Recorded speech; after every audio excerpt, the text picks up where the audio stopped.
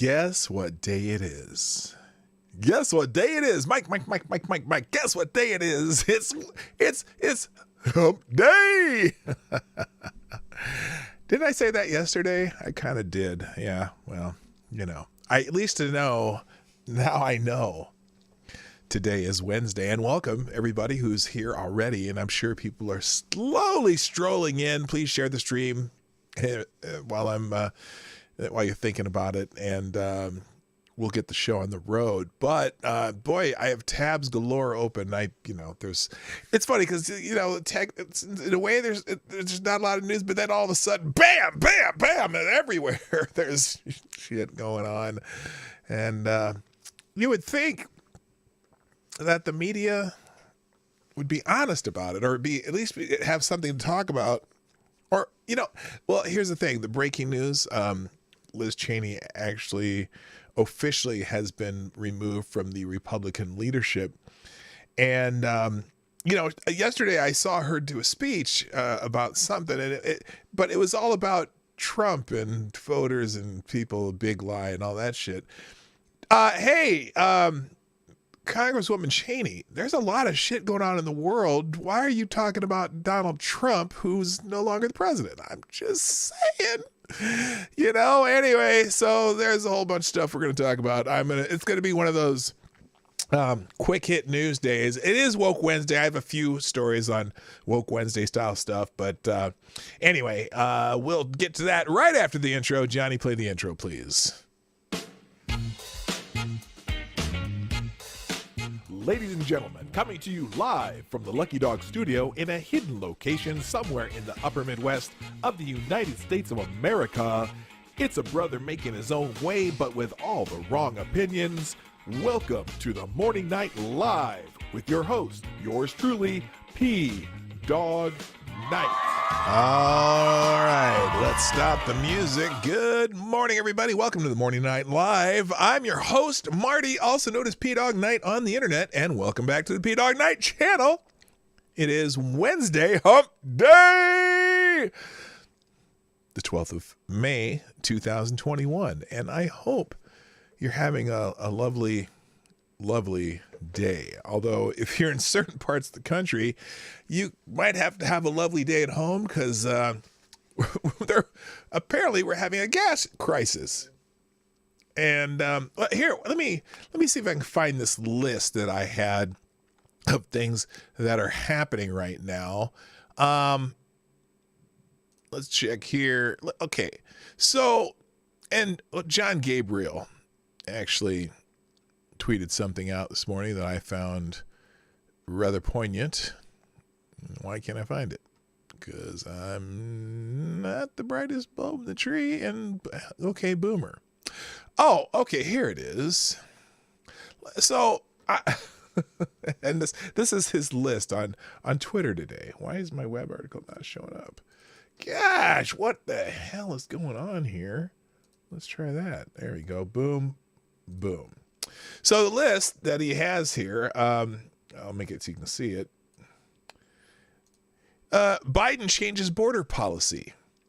Illegal immigration skyrockets. Biden changes unemployment policy. People refuse jobs. Biden changes energy policy. Gas lines. Biden changes economic policy. Inflation. Biden changes foreign policy. War. Just stop doing things, Joe. Right? Come on, man. And I had to reply, damn, didn't he just say something about roads and bridges recently? I should probably tighten up the suspension on my truck. Anyway, so, yeah, it's, so you've got skyrocketing illegal immigration. People refusing jobs. Yeah, that's the one. I forgot. Did I say that one? Biden changes unemployment policy and people refuse jobs. You hear about that one where they're, he's saying, well, there's no way that the $300 that people are getting a week is causing people not to take jobs. And now, but if we're going to require that if you get offered a job, you have to take it. Yeah, I'm sure people are going to follow that. How about you just get rid of that $300 a month thing? And then you can say, oh my gosh, look at the employment numbers. We're the saviors of the world. Wouldn't that be something? Anyway, by the way, I do have my cup of reparations coffee in the Big Daddy cup. And it is, look at how big this cup is. It's almost as big as my chin. It's a huge cup. And my coffee's delicious, I gotta tell you. So let's say good morning, everybody, and then let's get it started, because I don't really have a lot of chit chat to do. We'll just keep going. By the way, thank you. No one even. I don't have. Oh, Maddie, thank you, Maddie, for tweeting out the stream. You are ever present. And oh wait, no, not even Maddie. What the hell's going on here? Did nobody tweet out my? Oh, Maddie did. There's. That was yesterday's. What the hell? All right, well, everybody share the stream, because that's how it helps. YouTube, although I did find out, I went through my analytics, and I realized that I did have a tiny bit of traffic from suggested YouTube suggested section. You know, whatever the suggested video thing they do on the side of your video, over on the side of there if you're watching on a computer screen. I actually had a couple that were suggested by YouTube that people watched it. Not this stream, but former videos and stuff like that. So I'm like, oh, well, that's kind of cool. I've never had that happen before. Although YouTube still mess with me with the green $ versus the yellow $. Every day I have to dispute whether or not my streams are suitable for advertisers, but is what it is. All right, let's say good morning real quick, because I've flapped my lips long enough. First in the chat today. Wait. There was somebody here earlier, but the first in the chat for all practical purposes today. Good morning, Patrice Ripley. You get the bell. Awesome. Also, good morning to Jonathan Peterson, Advocatus Diaboli, Select a Boy. Yeah, boy. Tyride Deos, good morning. San, Assassins of the Gray, thank you for sharing the stream across the Discord. It's fantastic. Good morning, Logan F. Welcome back, by the way. Haven't seen you in a while. Also, good morning, Anna Lynn. Attack Alpaca. Always lost on nothing else. Alone.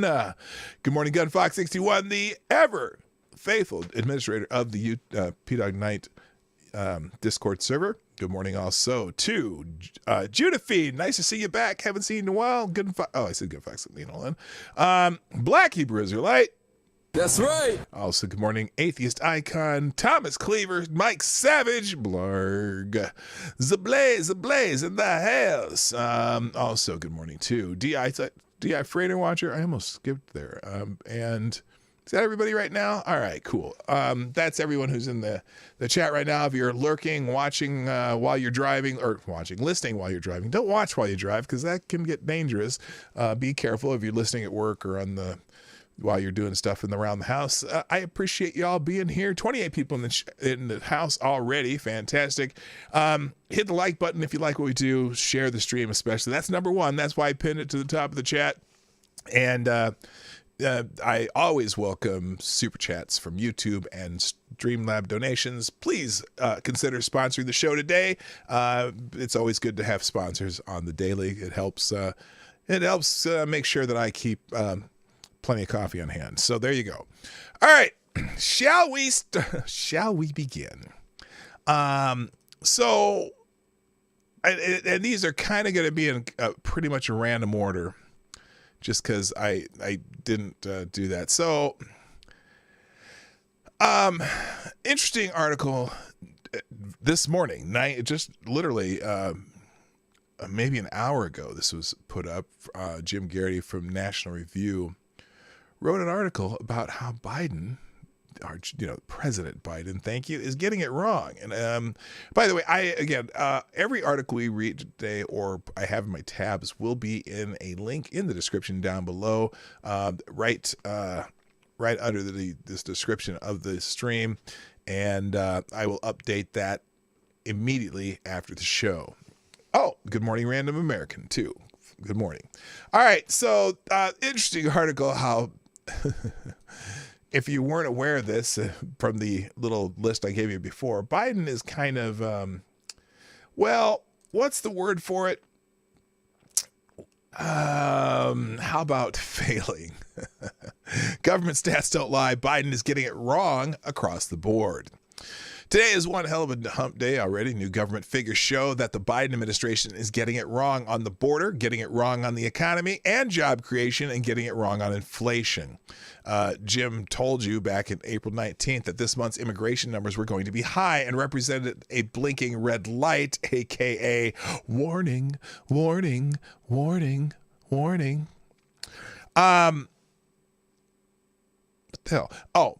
And he reminded Jen Rubin, you know Jennifer Rubin, the Washington Post conservative blogger, that no, nothing happened to the border crisis. The media just stopped discussing it. On Monday, we pointed out that the federal government official statistics were undermining the Biden's argument that what Americans were seeing on the border was just a routine little seasonal pattern. The truth of the matter is nothing has changed, President Biden insisted in his press conference on March 25th. It happens every single solitary year. He said there's a significant increase in the number of people coming to the border in the winter months of January, February, March. That happens every year. Sorry, Mr. President, that is a load of shit. I mean, he said bull, but how about we combine it? Bullshit. It is not a regular season pattern to break a 2-decade record 2 months in a row. In the month of April, the U.S. Customs and Border Protection caught 178,622 individuals attempting to cross the U.S.-Mexican border. 1 month later, after they had caught an eye-popping, or they had because 1 month after they had caught an eye-popping 173,348 individuals. Record? Next month, new record. The Biden administration is going to try to take a victory lap over the fact that the number of unaccompanied minors dropped from 159 to 134. At least that's what NBC News chose to spotlight in the headline. Over at the Center for Immigration Studies, Arthur Andrew wondered why it took until May 11th to release the numbers from April. No doubt it takes time to check and collate all the data, and as of now, there's no indication of any deliberate delay from the Customs and Border Patrol, whatever it's called. But at any time, that new information makes the administration look bad. A while, it makes. I'm sorry. But any time that new information that makes the administration look bad takes a while to get released, some people will fairly wonder if somebody in the chain of command was, dragging their feet. So yeah, the immigration numbers are terrible. Then also, okay. This article just goes through a bunch of different things. A record number of job openings would be good news unless nobody's taking those jobs. Meanwhile, prices keep going up. There's with unfilled jobs and inflation and all this. This goes through the whole kit and caboodle. And and then the pipeline deal. You know about the pipeline that got shut down by a cyber attack? Oh my god. Anyway, I'm going to let you read the rest of that, but Jennifer Granholm during a press conference yesterday about the hack of the Colonial Pipeline, we have doubled down on ensuring that there's an ability to truck oil in and gas in, but is the pipe's the best way to transport. It's the safest way. And so that's why hopefully this company, Colonial, will in fact be able to restore operations by the end of the week, as they have said. Oh, pipe is the best way to go, huh? Safer, more secure, more efficient, less risk of accidents? Then maybe the administration should stop canceling pipeline projects. Anyway, I skimmed over the article for you, but it will be in the the link in the description down below. Hey, Dawg. What's up, my man? I haven't seen you in a while, or I know you've you kind of lurk around and stuff, but all right, let's move on. Oh, and remember when Joe Biden was talking about how the past 5 Fed chairs backed his jobs plan? Remember that? He was like saying, yeah, he loved to say, all the leading economists agree with me. Where are my pants? Anyway, he likes to say that kind of shit, right? Well, I gotta tell you, those 5 Fed chairs that back his jobs plan. 2 are dead and 2 more haven't said anything about it. Plus, boomer electrical power dwindling. U.S. migration patterns appear to be linked to the pandemic restriction and more. That's right. This is kind of a rundown of things too. So, but I'll just read this is the one I wanted to tell you about. So Biden acclaimed dead economists love his jobs plan. The past 5 leaders of the Federal Reserve have come out in support of President Biden's American jobs plan, the president told reporters at the White House last week. What they say? They said Biden's plan is going to grow the economy, Biden claimed. Well, that's not true because 2 of the 5 chairs before incumbent Jerome Powell, G. William Miller, and Paul Volcker are dead. And then 2 of the 3 living previous Fed chairs, Alan Greenspan and Ben Bernanke, have been quiet or vague about the $2.3 trillion spending proposal Biden has put forth in the name of infrastructure and jobs. Oh, the lies flow out of his mouth, but the Washington Post is no longer going to track them, so we can't even keep track of that shit. And also, the guy who wrote this couldn't find comments from Bernanke, so only the only one that agrees with his plan is former Fed Chair Janet Yellen. Janet Yellen, who is now Biden's Treasury Secretary, has been really promoting it. Oh, God. His Treasury Secretary is promoting his plan? Shocker. All right, real quick, thank you, Thomas Cleaver. Thomas Cleaver is the first sponsor of today's show on the Morning Night Live with the correct caliber of donation and a message that says "Kapow!" And Thomas Cleaver, you are the new Streamlabs Superstar Donor of the Day. Thank you so much for sponsoring the show. I really appreciate you, and everyone else does too, right? Yeah, see? I knew they did.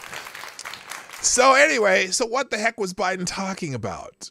Well, a White House official told CNN, this is CNN, that Biden had misspoken and meant to reference a May 4th Washington Post op-ed written by 5 former commissioners of the IRS. Well, that too falls short of accuracy. The former IRS commissioners did not say anything about how Biden's plan would affect economic growth, according to CNN. Quote, rather, they said Biden's proposal included a well-funded effort to crack down on the non-payment of taxes owed. Great. It would make the tax administration system far fairer and more effective. Yeah. And produce a great deal of revenue by reducing the enormous gap between taxes legally owed and taxes actually paid.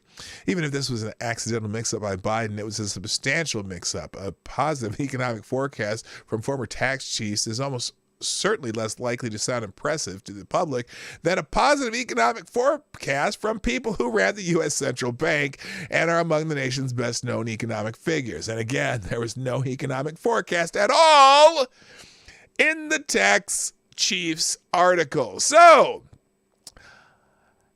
it only makes me think of one thing. Oh, sorry. That's the end of it.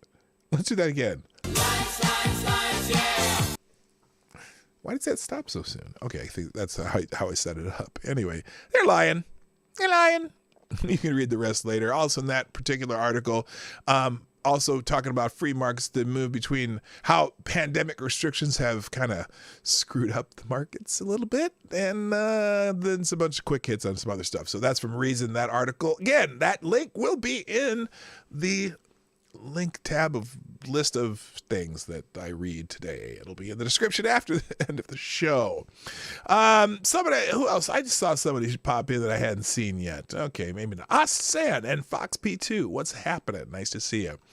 Moving on. Like I said, I'm going quick hit today because I got tons of tabs and I really want to get through them today. So there you go. All right, this one. Oh, so about the gas thing. So this is just kind of a sample that you're going to start hearing about around the country. In Raleigh and Charlotte, North Carolina, more than 70% of gas stations are without fuel as of yesterday.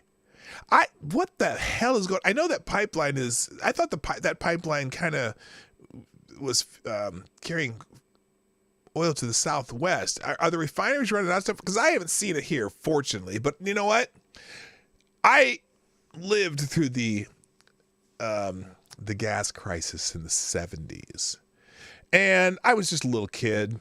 And I remember the gas lines in Omaha a little bit. But it wasn't really all that insane there. But then you'd go on watch the CBS Evening News with Walter Cronkite, and they'd show you lines mile long waiting for gas at gas stations, and they were just out. I mean, and they're showing lines on the internet now, a lot of places like in Texas and, well, obviously Charlotte and Raleigh, North Carolina. Anyway, here's the story. More than 70% of gas stations in the Raleigh and Charlotte areas are without fuel Wednesday morning, according to Gas Buddy, a website and mobile app that helps people find the cheapest gas near them. As of 8:30 a.m. Wednesday, 71% of gas stations in the Charlotte area are out of fuel, and 72% of all Raleigh area gas stations are reportedly out of fuel. Nearly a quarter of all gas stations in North Carolina are without gasoline Wednesday as drivers continue to line up at the pump to refill. North Carolina has the highest percentage of gasoline outages on the East Coast, primarily because what analysts say is unwarranted panic buying among drivers. So see, people start talking about this. Is gasoline the new toilet paper? I'm just saying, it's nuts. And a part of it was because of the Colonial Pipeline by a gang of hackers was shut down, and that has entered its fifth day as of Tuesday. Georgia and South Carolina follow at 15 and 13% respectively as far as percentage of stations without gas. The Colonial Pipeline, the biggest fuel pipeline in the U.S., delivering about 45% of what is consumed on the East Coast, was hit Friday with a cyber attack by hackers who lock up computer systems and demand ransom to release it. The attack raised concern once again about the vulnerability of the nation's critical infrastructure. Now, they use the words infrastructure in this article, but it was funny because I can't remember which government official. Maybe it was Psaki. Maybe it was Jen Psaki. By the way, Jen Psaki's already quitting. She's gonna be out very soon. She already hates it. She's claimed she wanted to spend more time with her children. But what? Hello, you took the job. You had children. You had the job. Anyway, so yeah, one of the Biden administration officials was being in a press conference and said, well, it's a private company. They're on their own. They don't, I'm sorry. Isn't that infrastructure? Infrastructure. Don't read analyst. Yeah. Oh, I see. Analyst. Oh. Anyway, hello, Jedi Ghost Bear. So anyway, government officials. Now this says, government officials acted swiftly to waive safety and environmental rules to speed the delivery of fuel by truck, ship, or rail to motorists in airports, even as they sought to assure the public that there was no cause for alarm. But, like we said in the last article, pipeline is the most efficient way, and it's going to cost, the price of gas is already up quite a bit, and it's going to go up more. Let's see. The pipeline runs from the Texas Gulf Coast to the New York metropolitan area. So this hurts Texas too. My mistake. It was going from Texas east, not the other way around. And it's it's those states are vulnerable because those states, the states most dependent on the pipeline include Alabama, Georgia, Tennessee, and the Carolinas. I feel fortunate because there's a refinery like right down the road here, and so our gas is still relatively cheap compared to the rest of the country. But man, that's a pain in the butt. Good morning, Bishop. Our critical infrastructure servers are on the internet so they can be remotely administered from Sri Lanka. It's a cost-saving measure because America's IT are too expensive. Huh? See? There you go. Thank you for mentioning that, Bishop. And also, good morning, Canon Hotep. How you doing, my man? All right. Also in the news, this is breaking. Well, no, this is yesterday. Police officer shot and killed in the line of duty while serving a search warrant to a suspect. Now, I'm surprised ABC News put this out. California police officer has been killed in the line of duty and another one injured after they were shot while serving a search warrant. The incident occurred approximately at 5:30 p.m. at an apartment complex in San Luis Obispo, California, approximately 10 miles north of Pismo Beach, when the two officers arrived at the residence on Camellia Court off of Margarita Avenue this is a lot of details, near South Avenue or Higuera Street in the city, according to a statement issued by the city of San Luis Obispo. Unclear how the incident began other than at some point the suspect opened fire on the two San Luis Obispo Police Department officers while they were serving a search warrant, according to ABC News Los Angeles. One San Luis Obispo officer was killed in the shootout. And the second officer was injured and transported to an area hospital where the officer is in stable condition and expected to survive. The gunman was killed at the scene after two officers returned fire on the suspect. So I guess the only reason I pulled this up, I know we have a nation that's super critical of police officers, but also serving search warrants is a very dangerous, can be a very dangerous ordeal. And so I guess it's a reminder that there's probably reasons that they are very cautious and maybe, I don't know. I don't even know what I'm saying here, but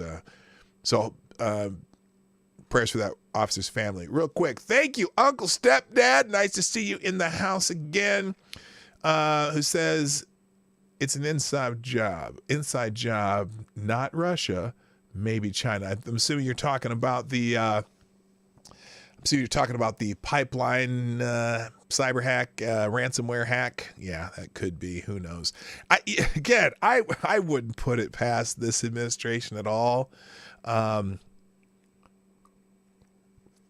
don't know. Anyway, good morning to the gayest person on YouTube. Welcome to the show. All right. Oh, that's a name. I'm not being, not being homophobic or anything. Let's see. We need answers from what's his name? Tim Cook. We need answers, and Representative Buck is demanding answers on Apple's relationship with companies accused of using forced labor. Well, it's about time somebody asks this man some questions. He got a lot to say about what we should be doing. How about what you're doing, Tim Cook? Republican Colorado Representative, God, how did I say that? Ken Buck sent a letter to Apple CEO Tim Cook on Tuesday demanding that the company provide information about its relationship with the Chinese companies accused of using forced labor. Good for him. A Monday report from The Information, whatever that is. I'll just click this report, open it up, and it'll be in the links after the show. Detailed Apple's relationship with 7 Chinese suppliers that allegedly use forced labor programs associated with the Uyghur genocide. These allegations, if true, would conflict with Cook's July 2020 congressional testimony that Apple does not use forced labor and would terminate supplier relationship if it were found. All right. How about one of these? All right. The company's here's the kicker. The company is currently lobbying against a bill that would prevent American companies from using forced labor in the Xinjiang region of China. The company that I should say the country that shall not be named. And so he says And so, let's see, Buck says, I hope you can appreciate the seriousness of the allegations that your company's supply chain sources products from at least 7 companies that use forced labor, Advanced Contact, Luxshare Precision Injury, Shenzhen, Darren Electronics, Avery Holding, Akbel Polytech, CN Innovations, and Suzhou Dongjiang Precision Manufacturing. Buck wrote in a letter obtained exclusively by the Daily Caller. Good, call them out. You know, and they're. It's funny. Well, hey, Mr. Cook, Mr. Tim Cook, I got a question. Let me ask you something here. Mr. Cook, why are you fighting that law if you're not using that labor? Just a question. You know what I mean? You know what I mean? Know what I mean? Moving on. What else I got here? I got. This is going to be not a long show. Oh, and in fact, here's the. This is the article which I have in the description. 7 Apple suppliers accused of using forced labor from Xinjiang. Investigation found that Apple suppliers participated in labor programs suspected of being a part of China's alleged genocide against the Uyghurs. Newly uncovered evidence stands in contrast to Apple's statements that it hasn't found evidence of forced labor. So if you're doing some research on this article will be in the tabs, or in the tab below after the link that has all these tabs in one page. Okay. Moving on. Breaking news. I already said it this morning, but Liz Cheney has been removed from the position as House GOP conference chair over an anti-Trump stance.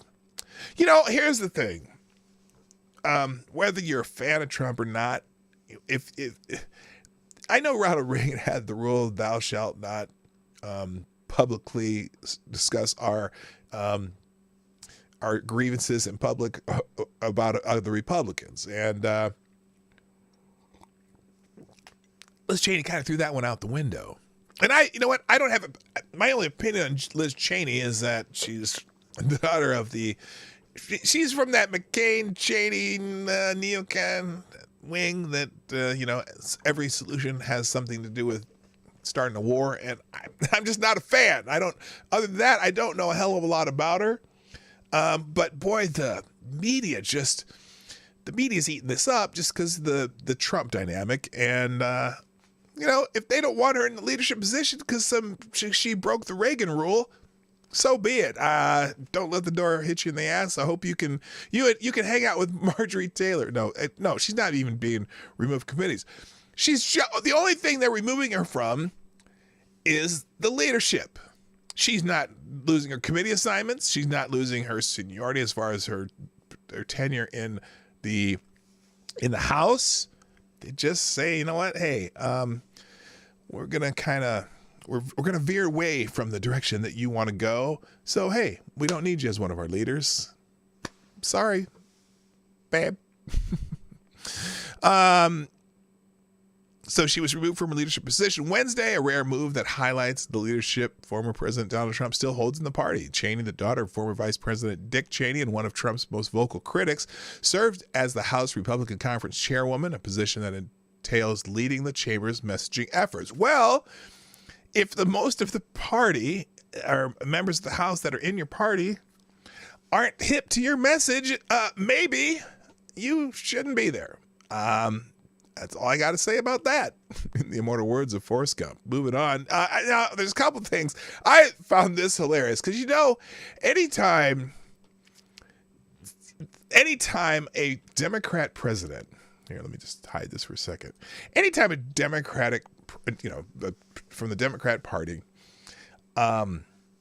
is having trouble, okay, the media has this habit, because the media is generally against Republicans and for Democrats and carrying water for the current Democratic president, right?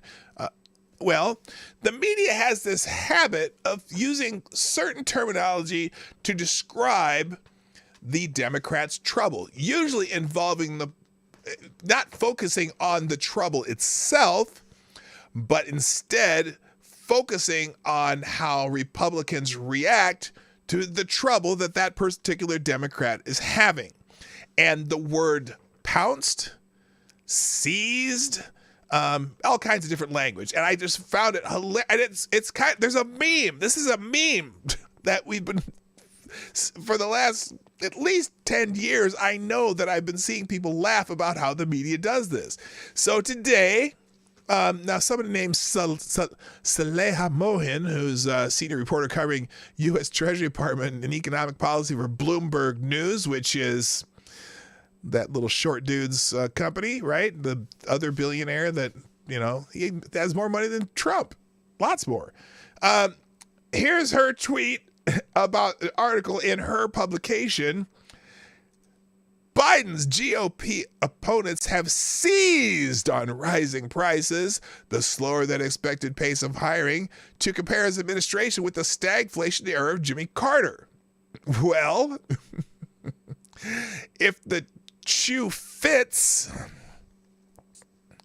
put it on your chicken, right? Yeah. See, but notice, the article's not about the slower than expected pace of hiring to compare his administration to the stagflation era of Jimmy Carter.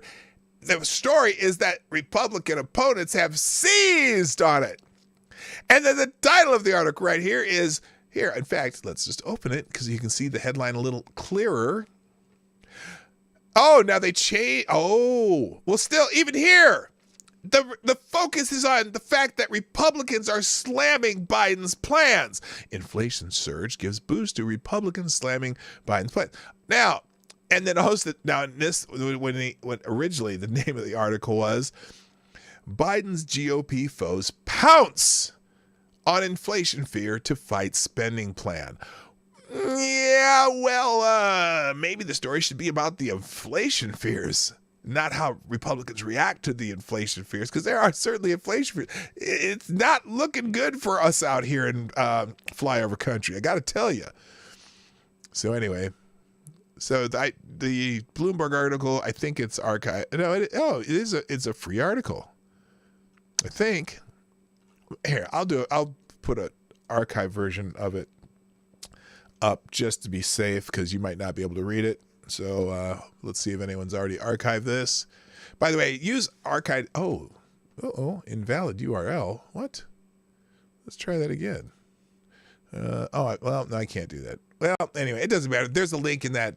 I'm leaving the tweet up. It'll be in the news links in the description down below, and you can click over to that on your own. Moving on. I am not really. I'm sort of following this happening in Israel, Palestinians, and Israelis. Here's. Let me give you my life experience on this conflict, because I'm of that age where you can kind of remember the things that were happening as this has been going on for the last 50, 60, whatever years. The Palestinian Arabs in Israel have never liked having the Israelis there ever since Israel was established by the UN after World War II and whatever. And then we had all the wars there. But since the 1970s, there have been more than one faction that have been trying to move in the area that is called Israel. The Jews from around the world who, feel persecuted and have been persecuted in other parts of the world, and Arabs who either have some connection to that land or are also there's Arab people who were pushed out and want to push back in. And anyway, so we have this conflict, right? And it's always been the Palestinians, as we will call them, do some sort of attack. Since the 70s, it's always the same pattern. Palestinians attack with some sort of either terrorist attacks or mortar attacks. In this particular case, Israel retaliates, and when Israel retaliates, they don't mess around. They just said, you know what? Hey, you shoot 40 rockets at us, we're going to put 70 guided missiles into the place those rockets came from. And a lot of times those rockets are coming from schools or top of mosques or buildings, and they don't care. You know what? If you fired from that spot, they're going to obliterate that spot. and it's a cycle, okay? But it always seems to start with unfortunately, and that the conflict here, because it's interesting. Israel is a state. There are Arab Israelis in their parliament. I mean, it's just a really weird dynamic. And so now the Palestinians have gotten their two parts of the country that they call Palestine, Gaza Strip and the West Bank. But it's in Gaza especially. There's a problem because they like to ever so occasionally bust out the rockets and start just showering Israeli cities with them. And so that's what's happening right now. It's funny because it's weird that just all this stuff happens after we get the president, the president that's new, that because they didn't do this when Trump was there.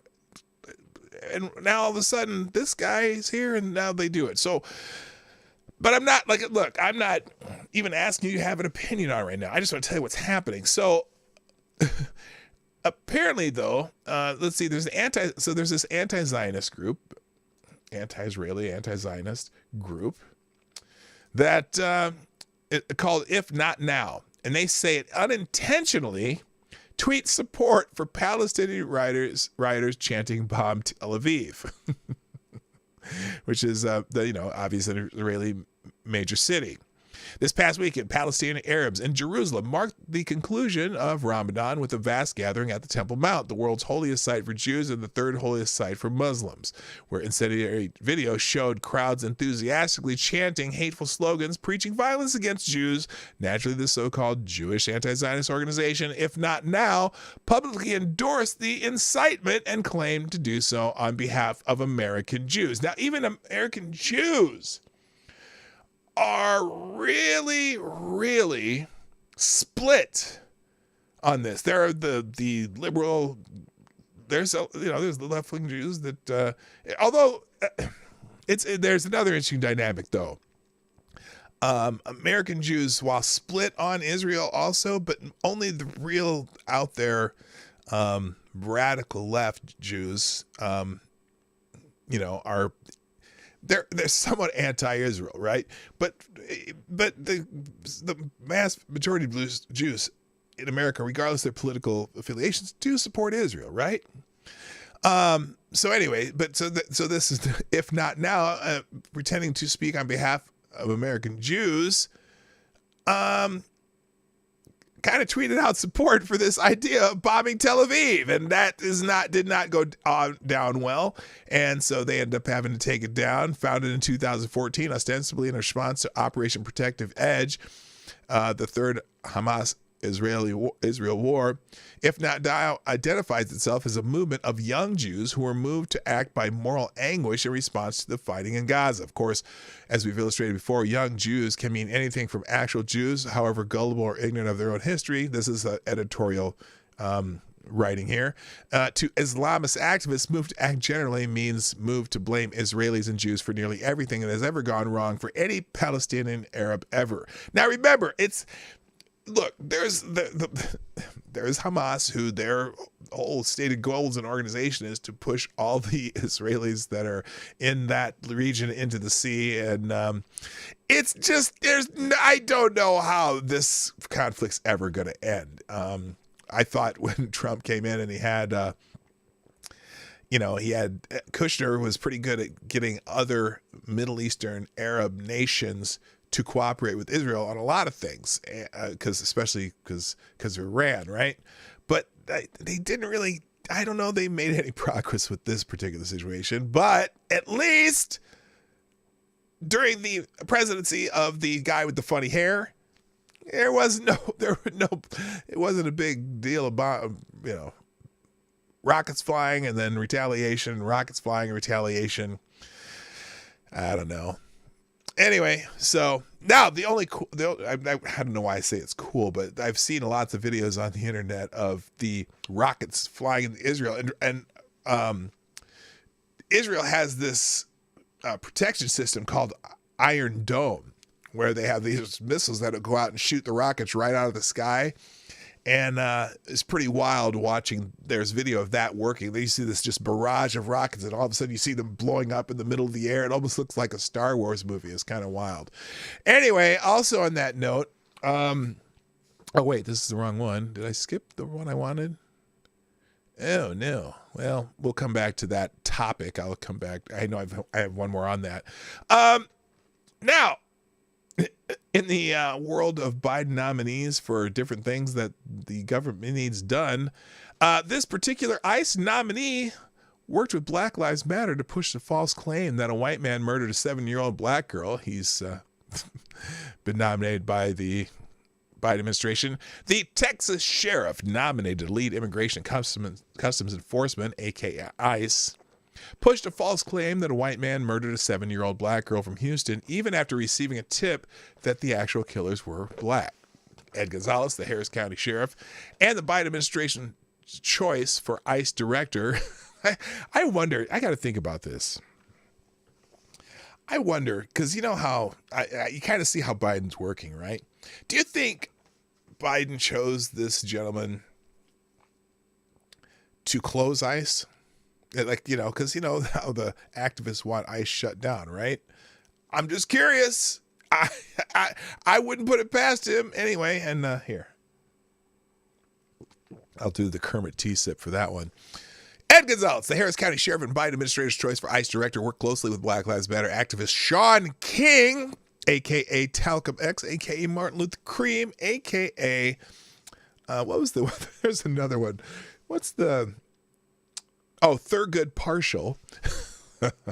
To identify Jasmine Barnes' killer. Remember Jasmine Barnes? Remember her? And again, no one's saying her name. Say her name, Jasmine Barnes. Gonzalez amplified the family's claim that the gunman was white even after he received a tip that Barnes' killers were black. Attorney for the man King falsely identified as the shooter said King's allegation might have contributed to his client's suicide. Yeah, that dude committed suicide. Hey, Sean, either get it right or shut the fuck up. Didn't Trump facilitate peace between them at one point? You know, I know that they were attempting to do that. I don't know what got accomplished. Someone in the chat, if you know, tell us what you know about Trump's. I know Kushner was over there, and I know they were negotiating. And obviously, during the 4 years of Trump, you didn't see anything like this. And soon as Biden comes in and changes policy, what happens? Oh, the rockets are flying again. So, and because nobody's scared of Biden. Look, and I didn't vote for Trump the first time. I did the second time. I didn't vote for Hillary Clinton either. Do not even think that I would vote for that woman. But anyway, one of the things that, let me go to the side here. One thing I appreciate about President Trump, and because he wasn't that typical politician, and because he kind of had this blurted out whatever you're thinking habit on the social medias and shit like that. He was unpredictable, and the people who opposed him said he's going to start a war, he's going to start to do this, he's going to do something crazy, whatever. I like that. I like the fact that maybe some of those world leaders think he'd be crazy enough to just take you out if you didn't do him right? Or you somehow humiliate you if you didn't do something right. And so I didn't have a problem with that at all, because notice, not a whole lot of new conflicts started in the world during President Trump's administration. Just enough kind of crazy that, remember when Kim Jong-un started, flapping his chops about us, and Trump just says, hey, we've seen your rockets and we have a whole lot more and ours all work. As in, don't even pretend to play with us, right? I appreciate that. All right. Anyway, let's get back to this article.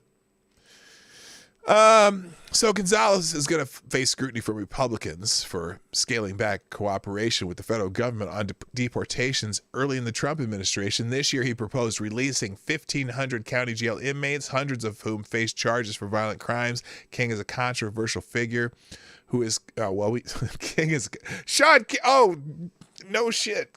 Sean King is a controversial figure who has come under fire for making false allegations in racially charged incidents. And where's the money, Sean?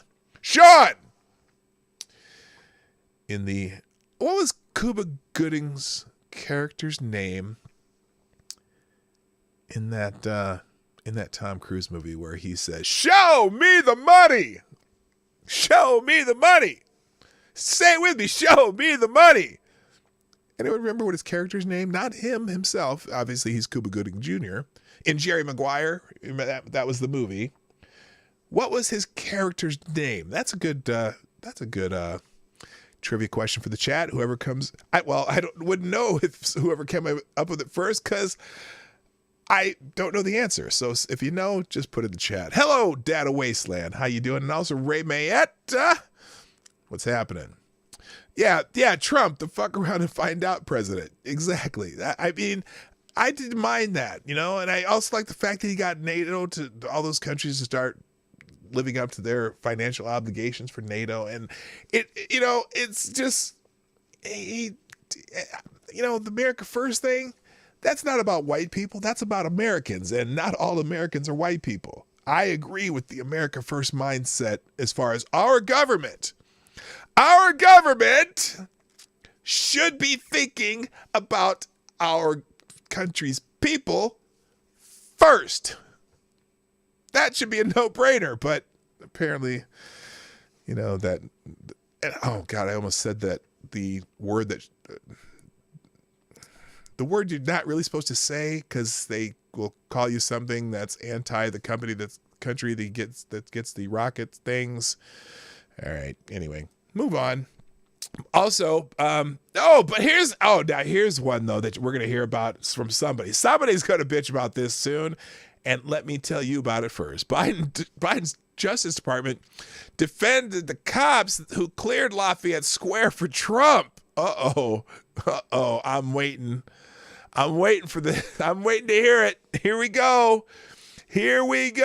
See now. And remember, the Black Lives Matter, the organization, not just the general movement, is a little upset already with the Biden administration because remember, they were supposed to have a meeting with Joe Biden. How many months are we into Biden's presidency? We're almost ending 4 months, right?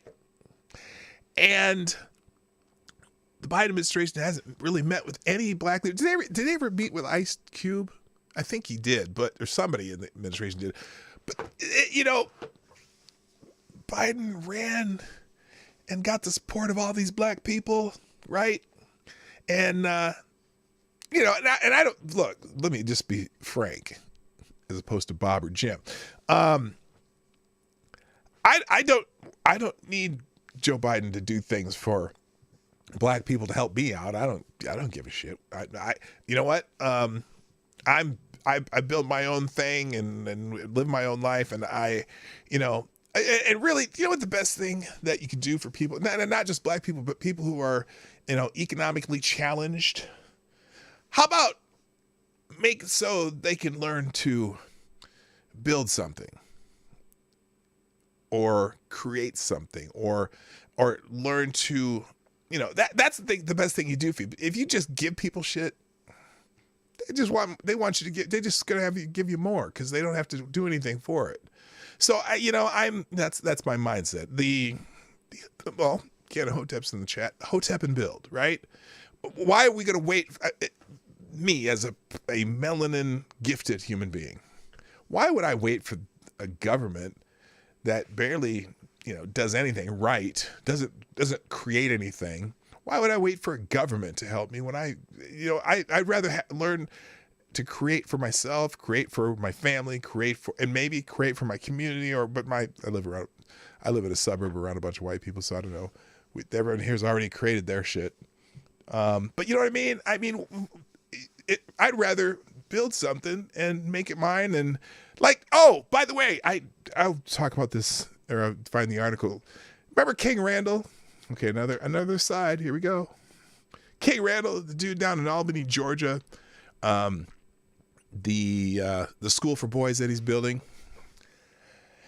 King Randall just bought 40 acres of land for his school, the X for Boys, organization. He just bought 40 acres of land.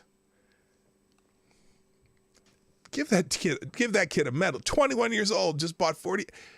Instead of waiting for his 40 acres, he went out and bought his 40 acres. He found a way he got his 40 acres. He took his 40 acres.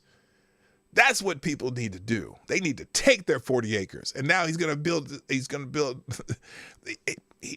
able to, build something on that land for his organization. And he's going to be able to help a lot of kids, man. The dude's impressive. I was tripping when I saw that. Anyway. All right. So, all right. End of aside. Hi, James Colley. I saw you in there chatting.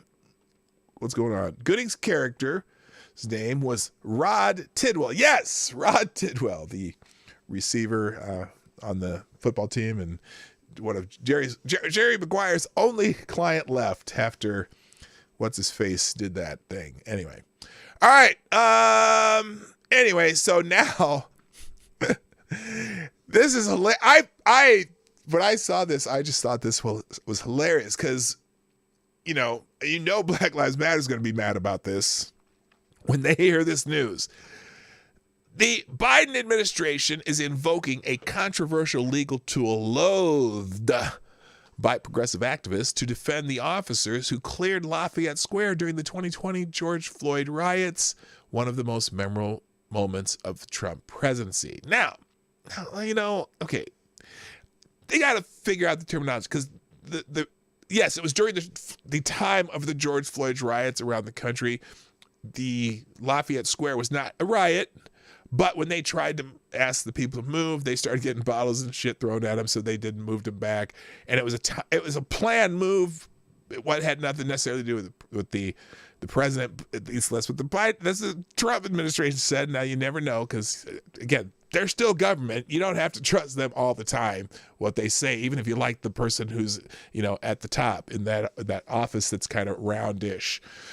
Now then candidate Joe Biden denounced the event and former President Donald Trump's subsequent visit to St. John's Episcopal Church as un-American. Yes, the visit to St. John's Church that the activist and I'll say the peripheral rioters tried to burn down. Yes, the visit to that church as a kind of a triumphant gesture was un-American, according to Joe Biden. Now, Justice Department lawyers claim the officers are covered, get this, everyone's favorite term, by qualified immunity. Right? A legal shield that protects law enforcement from most lawsuits while they're on the job. The government defends officers facing lawsuits for misconduct in most cases, but President Joe Biden backs legislation that would eliminate qualified immunity for law enforcement altogether. I don't know if that's a good idea. I don't know. Again, I'm case-by-case basis on everything, but that puts the Justice Department's position in tension with the Democratic police reform agenda as well as the president's past comments. So they're using qualified immunity to protect Donald Trump. That's fucking hilarious. All right, you can read the rest later, but yeah. So, wait a minute. Hey, listen to this though. Now this is back when Trump had the people moved, right? Leading people were similarly, speaking from the campaign trail.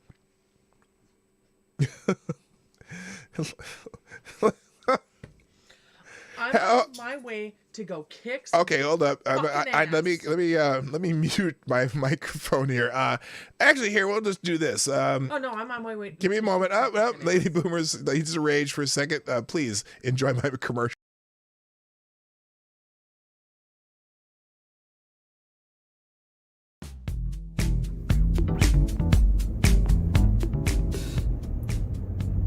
everybody, it's me, Marty. Welcome to the Morning Night Live. I hope you're enjoying the show. The Morning Night Live is sponsored by you, the viewers of the Morning Night Live. Please, if you have a moment, take time to share this stream by hitting that little arrow down below or up here if you're on a mobile. And please hit the like button. I know you like it if you're still here and you're still watching. And finally, if you want to support the show, you can do that through your donations and super chats, which are in the description down below. You can do that at Streamlabs link or at PDawgKnight.live. That every little bit helps. And thank you for watching. Now back to the show.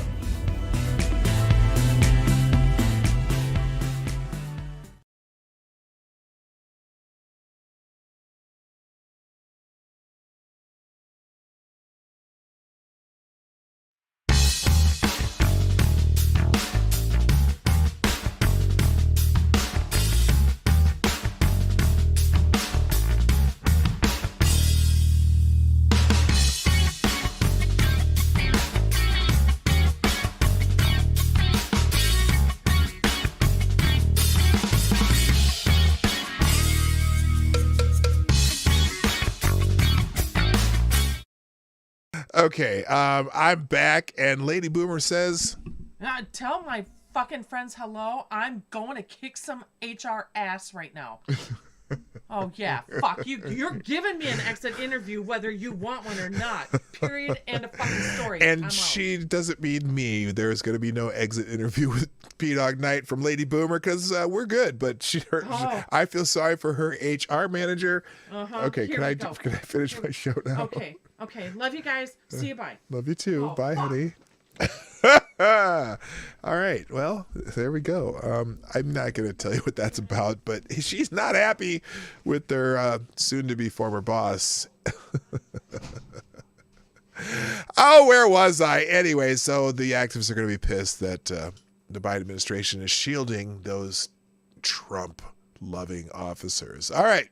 Let me get back to this. Throw a couple bucks in the tip jar while you're thinking about it, too. All right. Anyway. This is a sad story out of Tampa, Florida. This young man did somebody very badly here. Employee charged with manslaughter after altercation with customer. Police say the victim called the employer a racial slur. There's some witnesses, I guess, to this. But anyway, this is a case of learning why you need to keep your temper in check, which I probably should have shared this with Lady Boomer before I let her leave. Anyway, a Dunkin' Donuts employee I guess they dropped the donuts, didn't they? A Dunkin' employee has been charged with manslaughter after he allegedly punched a man for using a racial slur, causing the victim to fall and hit his head. The victim succumbed to his injuries 2 days later. The incident occurred May 5th at a Dunkin' store. They give the address, whatever. The police say the 77-year-old victim was upset at the service he was receiving and got into a verbal altercation with employees. The man was asked to leave. When witnesses told police, he began arguing with Corey Pujols, a worker at the store. The victim called Pujols a racial slur.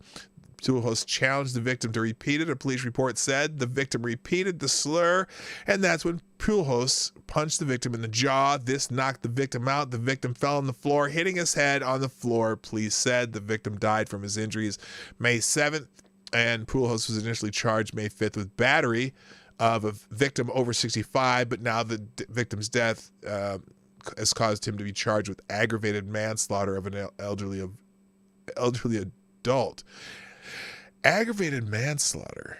I guess I don't know what you'd call that, but it's a lesson in keep your temper in check. Boy, that was a timely click of the mouse, wasn't it? I should have probably had Lady Boomer listen to that before she left. Don't hit the boss.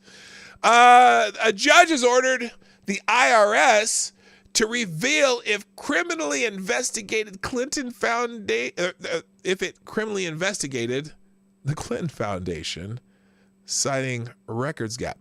Now listen, here it is again. It orders the IRS to reveal if it criminally investigated the Clinton Foundation. Okay, so a U.S. tax court judge has ordered the Internal Revenue Service to reveal if it criminally investigated the Clinton Foundation. Somebody in listen to this. Okay. So the Clinton Foundation was being investigated by the IRS. Remember that? And I think it was all a half-assed investigation anyway. But now somebody in the government said, okay, you need to tell us if you were doing that legally. If it criminally investigated the Clinton Foundation, directing the agency to cure a mysterious gap in its records in the case. Now, this could be one of two things. Either this judge is trying to step on the people who did the investigation, or this mysterious records gap in its records of the case, maybe the people in investigation decided that they didn't want to share the information they found for some reason. Oh, by the way, I really hope nobody got sad while that was happening, if you know what I mean. So anyway, most of the proceedings in the case involving the Clinton Foundation and the whistleblowers Lawrence Doyle and John Moynihan have been sealed, but U.S. Tax Court Judge David Gustafson authorized the release of a April 22nd ruling to Just the News this week. In it, Gustafson remanded the case back to the IRS whistleblower office, saying the agency's claim there were no criminal investigations against the Clinton Foundation was not supported by administrative record and thus constituted an abuse of discretion. Oh, so this is somebody kind of hid what they found, allegedly. Very interesting. While ordering the IRS to reveal whether the Clinton Foundation was criminally investigated, the judge declined the whistleblower's request to take an Arkansas state official's deposition or compel discovery in the case, saying that such actions were outside the scope of proper discovery. Okay, I don't know. Interesting. Again, this is going to be in the tabs, but that shit's never going to end, is it? It really isn't. Okay. All right, let's go on. Move on. And we've been hearing a lot about Asian hate crimes. This was the related article to the Israel thing. So, Jews, the top target of hate crimes in 2019. That's pretty consistent across for years. It's been that way, I think. Anti-Semitic incidents up 50% in 5 years, according to the FBI. It's an interesting dynamic because it's not something that is talked about a lot, and a lot of it's happening a lot of it's in New York, especially. So that's where a lot of the incidents happen, because that's where the highest concentration of Jews are in the world, other than Israel. The number of anti-Semitic hate crime incidents rose 14% in 2019. Data from the Bureau's annual hate crime statistical report, with police departments reported 953 events and 1,032 victims. That's 82 more incidents than in 2018, continuing the rising trend over the past half decade. Jews are in fact the leading target of hate crimes overall, regardless of motivation. In absolute terms, only more Black Americans were victimized. What? Oh, wait. What? Only more Black victims were victimized on a per capita basis. How can that be? There's not that. If I thought there was a lot more Black people than Jewish people in the United States, but maybe I'm wrong. I don't know. Only gay men and trans people were more likely to be targeted. A Washington Free Beacon analysis found. This is all over the board. Anyway, a shocking increase in reported bias incidents sums. Okay, wait a minute. Okay, I'm going to read this sentence because I'm going to read the rest of the paragraph after I read the sentence one more time. Somebody tell me the first thing that's going to come out of my mouth on this part of the sentence. The shocking increase in reported bias incidents, okay, cast your vote in the chat, sums up a year in which high-profile synagogue shooting and spate of anti-Semitic violence in New York City took place. The latest figures suggest that anti-Jewish bias is not an isolated phenomenon, but a widespread and growing threat to American safety.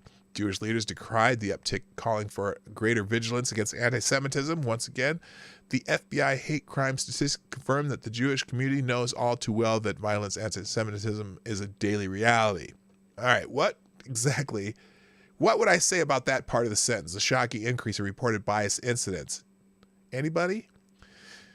Yeah, apparently it's sub day. Apparently I just found this out today. What's sub day? Someone tell me what sub day. All right, here's what I was going to say if you haven't typed it yet, because you're a little behind me and I got to keep going. The shocking increase in reported bias incidents. Reported bias incidents. And that's all around, right? Well, in the last 5 years, 2/3 of all reported bias incidents turned out to be fake. Now, I'm not saying that's the case with these incidents in Jewish communities, because a lot of them were violent hate crimes, actual, police reported violent hate crimes. But as far as all overall, easy for me to say, overall bias incidents, a lot of hate crimes are fake. And there's a huge, and this is reported bias incidents again. So I don't know, when they say reported bias incidents, do they mean the ones that were reported that were confirmed, or just straight up reported bias incidents? Because they tend to not differentiate between the two. All right, I'm running out of time here, so I got to get through this whole list fast. So let's keep going. Rand Paul, if you haven't seen Rand Paul's clash with Dr. Fauci over the coronavirus origins, you have to watch this video. I'm not going to even go into the article. Basically, he clashed with Fauci, the greatest physician on the planet of all times ever, the greatest scientific mind in the history of America, who got his medical degree in 1966, and then 2 years later was became part of the National Institute of Health, and has been there as a bureaucrat ever since. Not a practicing doctor, nor does he have a degree in microbiology. Just saying. Anyway, this was a classic Rand Paul versus Fauci clash, and the takeaway I had from it, Rand Paul was talking about gain of function research, which the National Institute of Health sent money to the city of origin in the country of origin that shall not be named institute where we think the virus may have come from, right? But they didn't fund that necessarily, that gain of function research there. However, the leading researcher of that type of research, whatever, in the United States did get National Institute of Health funding. So Rand Paul was saying, well, you've been funding this research. Oh, by the way, the American research that is the leading research of that type of, research, shared his data with the Wuhan, oops, I said the name, the city of that virus place that they think the virus came from, right? So the question Rand Paul's asking, is, are you funding this type of research? And Dr. Fauci's like, no, I'm not. And then he says, well, no, but you do give money to the Wuhan place, right? And you do give stuff to this guys, and they're sharing information. And so Dr. Fauci parses his words. We do not fund gain of function research in China. That's not what he asked. He said, do you fund gain of function research? Well, we do not do gain of function research in China. That's not what he's asking. But so Fauci parses words, and so you got to watch it yourself. Thank you, Black Hebrew Israelite, for the Deuce via, that's right. Whoops, excuse me. The Deuce via YouTube super chats. Thank you, sir. Who says, "Can we give Lady Boomer her own show?" That's right. I don't know why, but my lovely bride is very reluctant to be on camera. But we could do like a show maybe where we just have the avatar go up, but we got to make her an avatar because we changed her. We added a new YouTube so she could be on as Lady Boomer, but we need to change her avatar. But you know what?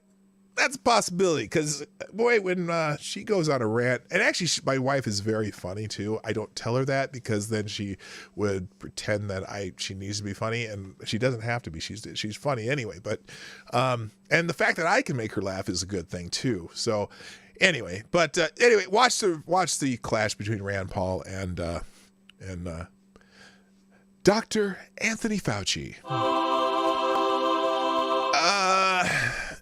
Three Fort Campbell soldiers accused of purchasing and transporting illegal guns to Chicago. So we're going to keep hearing stories about guns over and over from the mainstreams, particularly this is CNN. And you're also, guess what?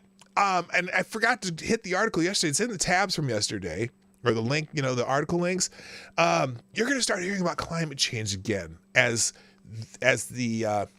the COOF, the stupid 19, as this seems to be dissipating. Look for stories, just another full court press on climate change, because there was a story in CNN. This is CNN, about how, over the last 30 years, every place in the world has been warmer. Okay. Now they forget to tell you, one, they changed the climate record, right? They changed they redid the data because they said, well, we wanted to be more reflective of what was probably accurate. Instead of the actual measurements they took all of these years, they changed it. And lo and behold, how it shows just a gradual pattern of warming.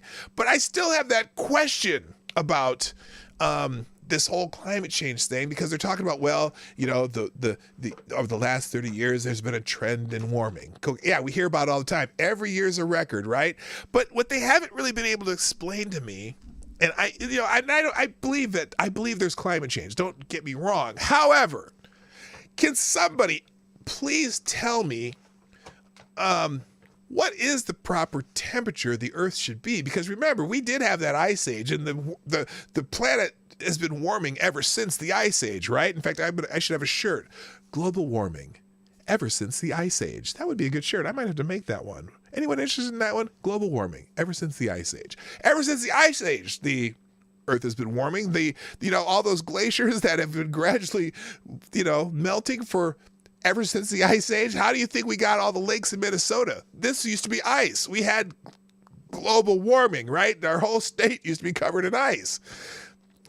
And it's not ice anymore. So somehow all that water, the 12,000 lakes of a square mile or more, somehow all those lakes are there because it's not ice anymore. Although it's ice in the winter and people go ice fishing and shit, but it's not a glacier. There used to be a glacier all across this part of what is the proper temperature of the Earth? And how close are we to it right now? Because all this warming's happening, right? Because I remember there's, if you see the pictures of the dinosaurs, they say the Earth was covered in water, and it was all swampy land and shit, and you see the artist renderings of what the Earth looked like. So it was warmer then, but then it got cold. We had the ice age, and it was cooler. Does anyone know what the proper average temperature of the Earth should be? Because it's been around for we don't know how long it's been around, billions of years or whatever. Infamous climate change, climate cycles. Yeah, is this a climate cycle? Obviously, the temperature record's been going like this, and they do the ice sample. Okay, anyway, enough about that.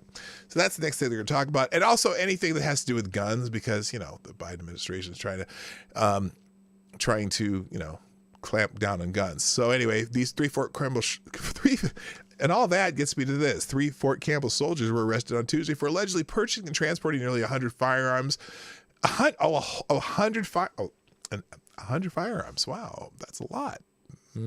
But it is. It's if they're doing it illegally. Anyway, including 5 that were linked to a mass shooting in Chicago, the Justice Department announced. DeMarcus Adams, Jarius Brunson, and Brandon Miller were charged with transferring a firearm to an out-of-state resident, making false statements during the purchase of a firearm, engaging in the business without a firearms license, wire fraud, money laundering, and conspiracy, prosecutors said.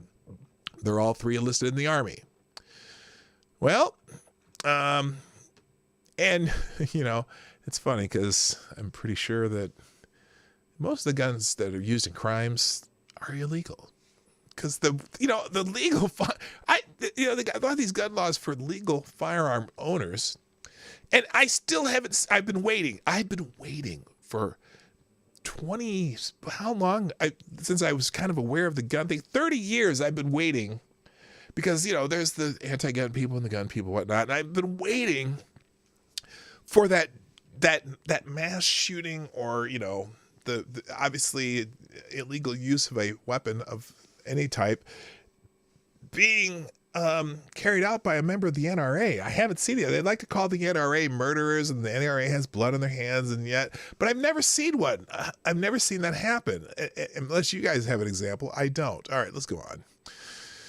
Ransomware. Okay. So now, speaking of ransomware, because that's what they're doing, the shutdown used to shut down that pipeline. Also ransomware. There's a ransomware gang that released DC police records, like their what is it? They leaked internal police files from Washington, D.C.'s Metro Police Department, releasing officers' personal information, including psychological evaluations, credit history, and social security numbers. Yeah, if you're on the internet, they can find anything eventually. So that's why I don't really care if people, if I get doxxed someday, I'm like probably one of the easiest people on the planet to dox if you know anything about me. So I just don't care. Chris Kroll, nice to see you in the chat.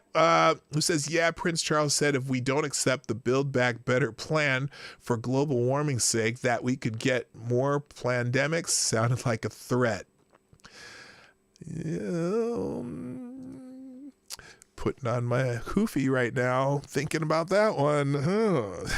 Some deep thinking right there. Anyway, so the hackers are going all over the place. They're probably that's going to probably become more common, because the hacker types and ransomware types don't like police anyway. So I can see that happening more. In Wired, there's an article about the cicadas. On the East Coast, is it every 17 years the cicadas come out? They get they come out, they procreate, and then they they die, and then the parts of the procreated dig into the soil, or whatever they dig into. Well, there's an article in Wired magazine about how cicadas are coming. Hey, let's eat them. Oh, God. Why not embrace Brood X as the free-range, sustainable source of protein that it really is? Well, it's 7 years, isn't it? 7 years? Now, let me ask you something. Oh, no, 17 years. For 17 years, they've tunneled through dark. So every 17 years, they come out of the ground or whatever. Well, here's a problem with that idea. Let's eat them. Why not embrace them as a free-range, sustainable source of protein? Because they only come around 17 years, you morons. Oh, what are you gonna? Are we gonna have a cicada canning party every 17 years? So anyway, I'm not gonna read the whole article, but I do got to show you this, okay? Because there's a chef out there who's really excited about making insects as things to eat, right? So here it is. Edible insects have been part of a rich culinary traditions around the world for years, from Mexico's crunchy chapulines to biandeji, Korea's silkworm pupae, street food. In the U.S., though, colonizers did not end up adopting indigenous insect-eating habits. A New York-based chef Joseph Yoon hopes the arrival of Brood X will help change that. He's a cheery evangelist. He runs on an advocacy organization called Brooklyn Bugs, and he sees this rare cicada surplus as the right moment to persuade American eaters to give them a chance. As Brood X emerges over the broad swath of the eastern United States, from northern Georgia to New York, some areas will see millions of the insects per acre. Most inhabitants will have more than they know what to do with. Now could be the ideal time to refine the U.S. palate. Over 80% of the world's nations eat insects, Yoon says. Why are we missing out? Now, I'm not necessarily against this. I'm sure that somebody's going to figure out how to make insects make really tasty. And, I'm maybe like, okay, that's not so bad. Because, the first time I ate alligator, I had trepidation. The first time I ate squid, aka calamari, I had trepidation. First time I ate sushi, I had trepidation. So, who knows? But it sounds gross, but you never know. And here's one of the dishes that this guy did. I hope if there's music, I'm cutting it off right away. When you love someone, you want to try to do everything you can to make them happy. When you love the world, you want to do everything you can to try to make it a better place. Uh-huh. That includes the lifestyle choices that you... Is that right? Okay, that's rice or larva? Believing that you can make a difference. Okay, we got Be nice some... to someone just for no reason at all. Okay, brother, you do you. And remember, Brooklyn Bugs loves you. All right, there you go. There you go, Brooklyn Bugs. I'm gonna hold off for just a little bit on that. I'm thinking. All right, moving on.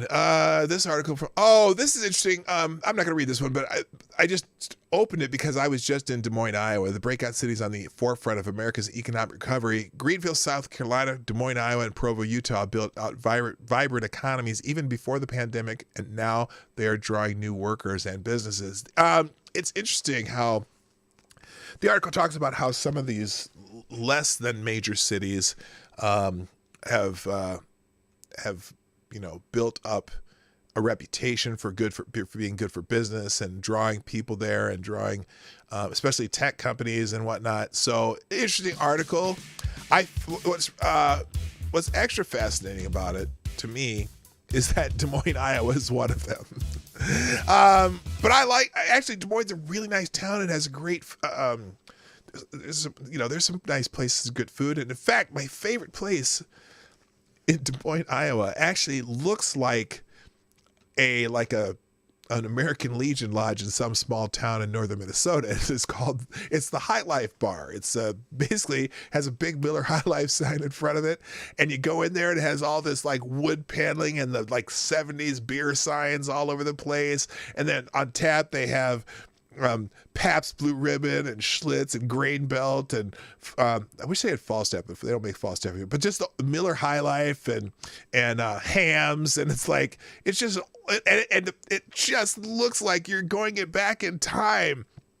All the chairs like the red not leather, fake leather chairs and stuff. It's awesome. So anyway, Gunfox61, thank you again for sponsoring the show today, who says the left can have their bugs. I'll keep eating real food like beef, chicken, potatoes, etc. That guy sounds like a soy boy in that video. Well, there are bugs that what are the bugs that hang out in soybean fields that they always try to use pesticides to get rid of? Maybe. You could have a soy and cutworms. You could have a soy cutworm salad. Wouldn't that be a soybean cutworm salad? An edamame cutworm salad. Just saying. All right. Also, what did I do this? Oh, this is so things are getting desperate for some of these businesses, and this Arizona restaurant owner is offering to pay college tuition for full-time employees who will come back to work because they get an extra $300 a week from the government, and some of them are making more when they get the extra $300 a week from the government than they do and unemployment because then they do working, and so they're not coming back. That's a problem. How about instead of having people to have to do this, actually I don't mind that he does that, but we could just stop giving people $300 a week extra unemployment. But Joe's saying that they have to go back to work if they get offered a job anyway. So, of course, that's going to work. By the way, make sure you shore up the suspension on your trucks or cars because Joe Biden said something about infrastructure, and that means it's all going to go to shit. I got to get out of here. Oh, white coat supremacy. This is my favorite new phrase. White coat supremacy and white coat supremacists. Anthony Fauci still wears a yellow beret. Now, this is interesting. This is an article about something I didn't know, and you'll have to get the details later. But in 1968, Dr. Fauci joined the National Institute of Health, right? Because we know he graduated from med school in 1966. Well, yeah, the reason he might have done that was to dodge medical service with the U.S. military. Dr. Anthony Fauci, Dr. Anthony Fauci Joe Biden's chief medical advisor has become quite the celebrity in America. Even so, as the COVID-19 pandemic winds down, key aspects of Fauci's career remain largely unknown to the public. Fauci earned his medical degree in Cornell in 1966, but if he ever practiced medicine, it was only for a short time. As Raymond Greenberg explains at HistoryNet.com, the mid-1960s were days of compulsory draft of American physicians to serve in military hospitals in Vietnam. One of the few alternatives to that service was a position in the public health service. Newly minted physicians could join the clinical associate program at the National Institutes of Health in Bethesda, Maryland. These doctors were dubbed Yellow Berets, the opposite numbers of the Special Forces Green Beret troops in Vietnam. The Omens, a Detroit group, even wrote a song about it, the Ballad of the Yellow Beret, which I am going to open that link. Where is that? I'm gonna pause it, but I want to make sure the link's in the tab. Oh, there you go. I'm not gonna do that. The Ballad of the Yellow Berets. Oh my God. So anyway, a parody of the Ballad of the Green Berets, a Special Forces medic who also treated. Okay. Oh, because the guy who wrote the song was a Special Forces medic in Vietnam. Instead of attending wounded American troops in Vietnam, Fauci joined the entering NIH National Institute of Health clinical associate class of 1968. As Fauci told Greenberg, the Yellow Beret tag was very much derogatory. Yeah, and cry me a river, cry me a river, cry me a river. Anyway, as Fauci, but the NIH recruit didn't mind. In general, the spirit on campus was much more a liberal leaning than a conservative leaning, because that is generally the case with scientists. Okay, you can learn about his draft dodging if you read that. All right, now I just everything else from now on is headlines because I don't have time. So, in Breitbart, the right-wing radical website that does news and does some pretty decent reporting sometimes. Gretchen Whitmer's approval rating dips below 50% as scandals mount. Your life makes me sad.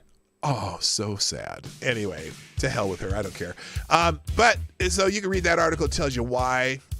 Thank you, GunFox61, with another quince, which I know quince doesn't really mean 5. It's a fruit, but I don't care. Gunfox says, Marty, live in Pennsylvania for a year. Biden can't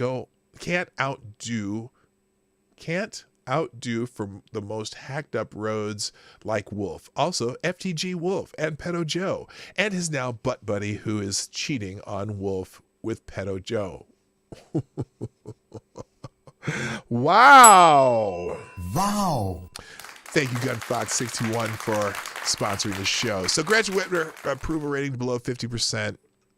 Shocker. Also, Gretchen Whitmer news. Whitmer can't hurt Michigan enough. She's threatening to close another pipeline. It's like, oh my gosh, we certainly couldn't let the Carolinas and the East Coast suffer without us being with more suffrage in Michigan. So what is it about low gas prices that Democrats don't like? On his first day in office, Biden canceled the Keystone Pipeline and gas prices went up. And a likely Russian group called itself Dark Side hacked the Colonial Pipeline, responsible for... Okay, hold on. Likely Russian group? They're saying that this other attack is from a Russian group? I got one of these. I'm not so sure. Not so fast. Anyway, she's threatening to shut down a pipeline. Yeah, haven't you hurt Michigan enough? Also, reporters now have to get approval before pushing Biden administration quotes, and for some reason, they don't seem to be bothered by it. The White House is demanding that reporters get approval from the communications team before publishing quotes from any administration official. Oh, you'll just have to read it. I'm telling you, I read this earlier and I'm like, you got to be fucking kidding me. They called Trump a fascist, and yet certain behaviors they keep doing seem to fit in with that moniker. In Legal Insurrection, there's an article called "As Critical Race Theory Becomes a Toxic Term, New Code Names and Keywords Emerge." Oh yeah, so a lot of places are trying to ban critical race theory. Now, here's the one thing.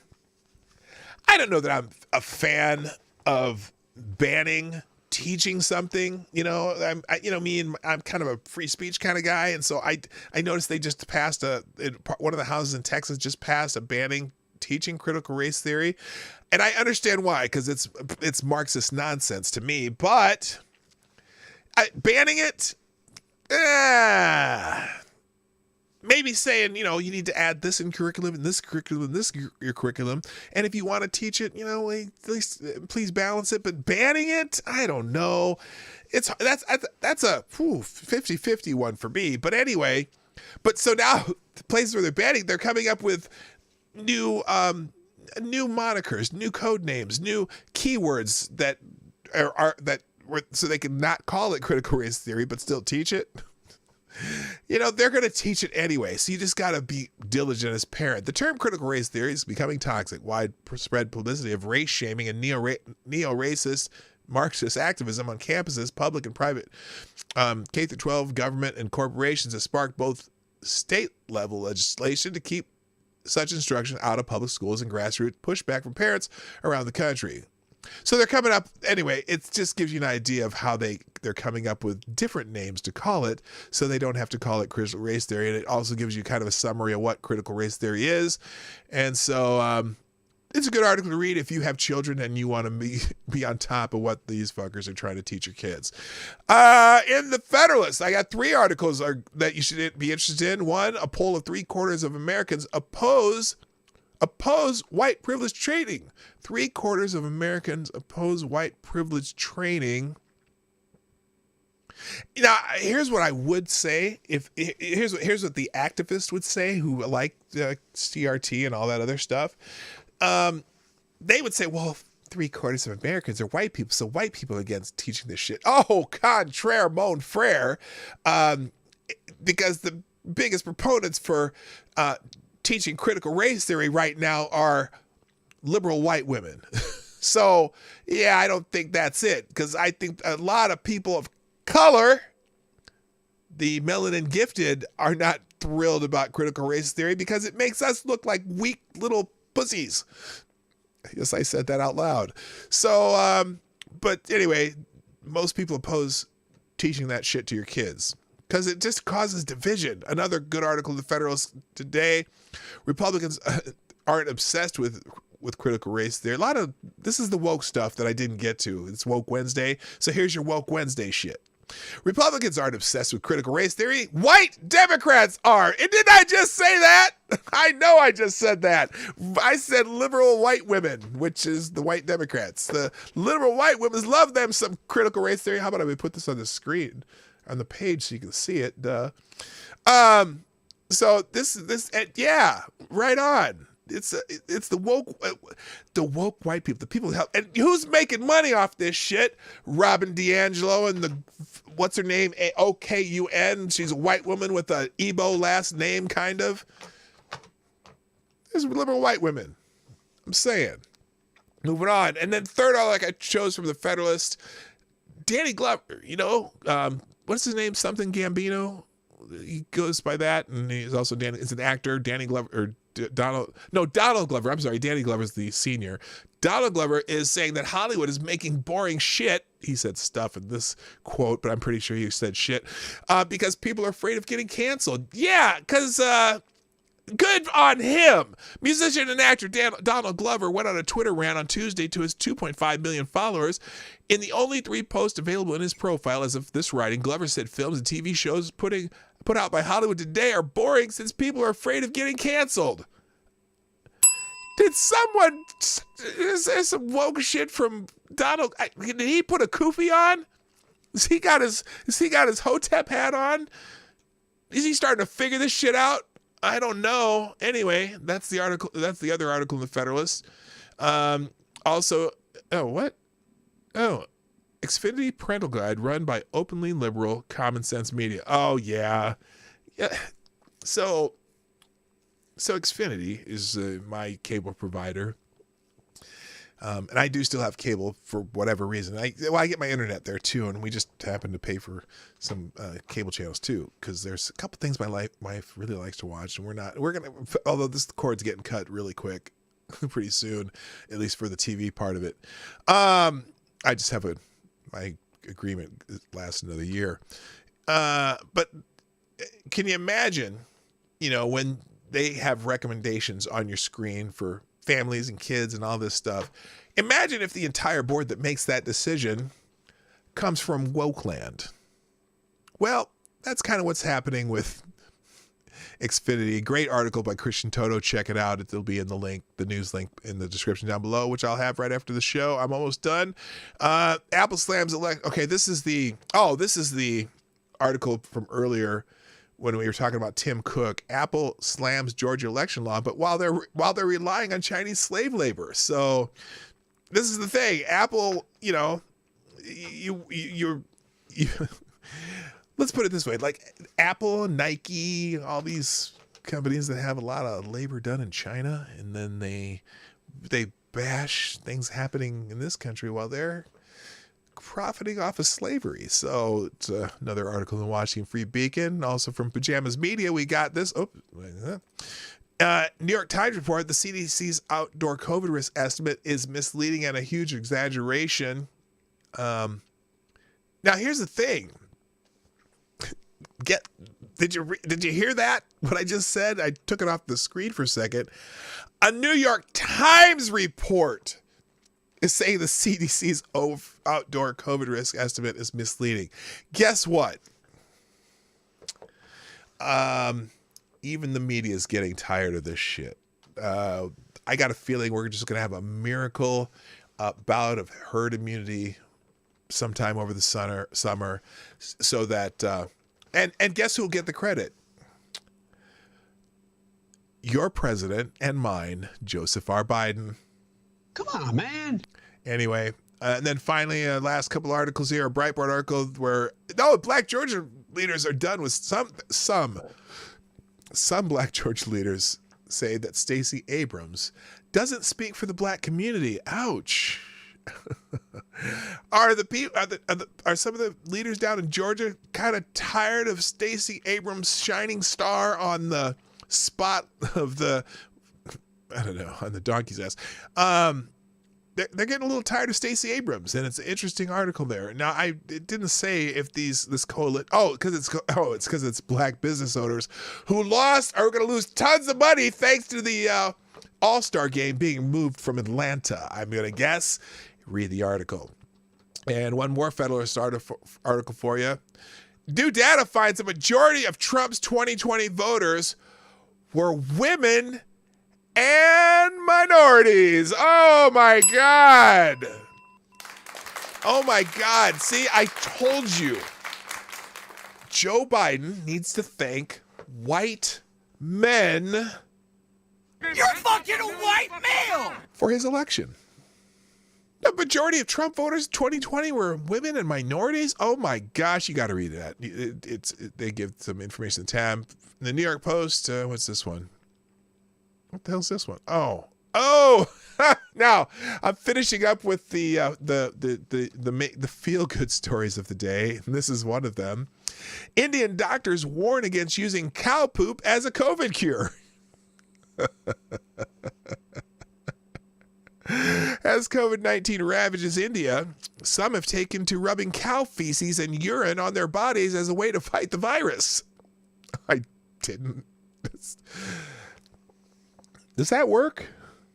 I don't know. That sounds kind of... Okay. Do I need to read any further?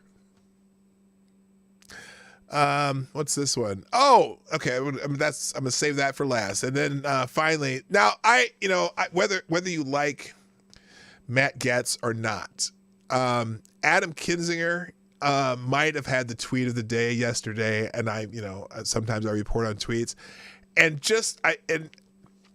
I'm sorry, I don't care who you are.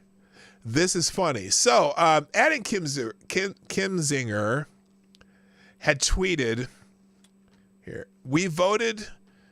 Oh, just something. No, we voted. You were just wrong by like a huge margin. And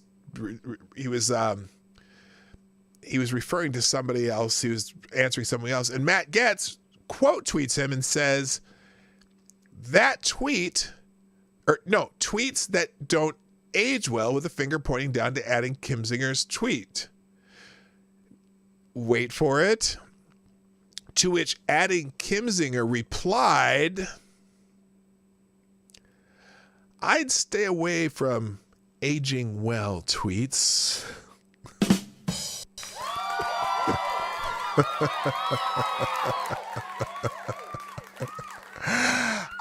Whether you like Matt Gaetz or not, that's some funny shit, no matter who you are. I'm sorry. Hello, Swirly. That's a name I've never seen before. And also Mank Pete. Swirly probably works just as well as the jab.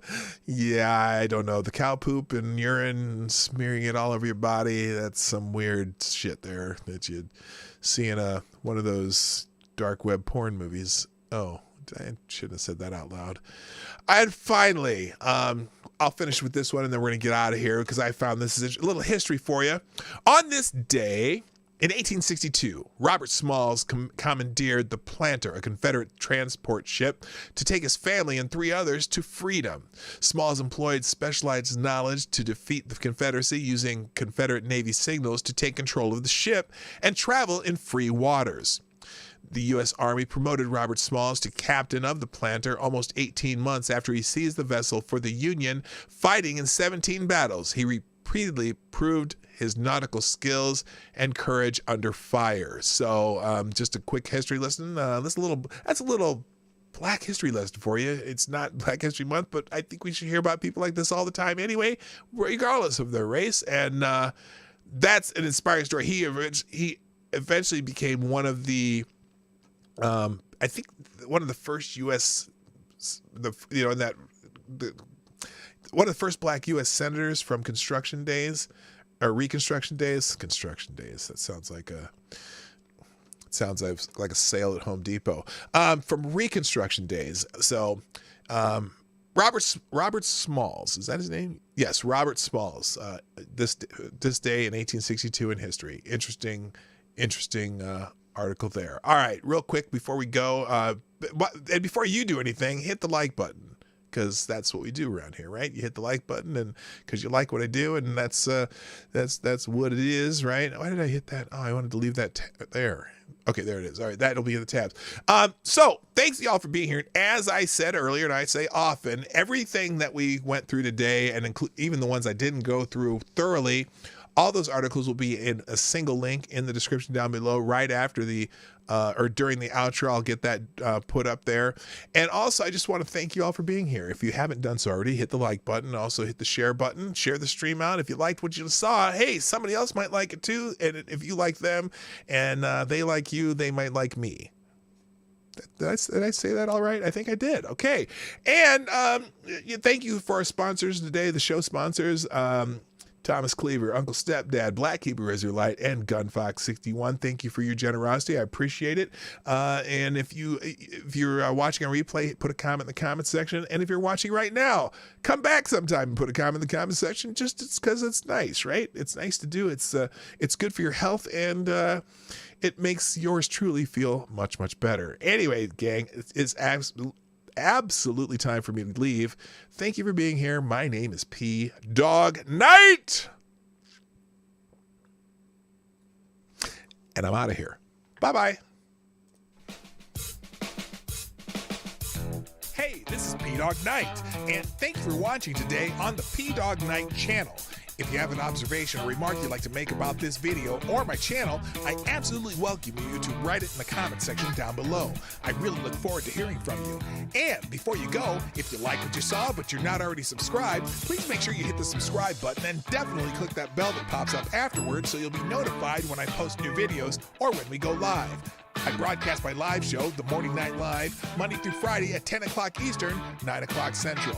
A special thank you to all the supporters of this channel who share our videos on social media and who make donations through Streamlabs, YouTube, Venmo, and Cashapp, which are all linked in the description down below.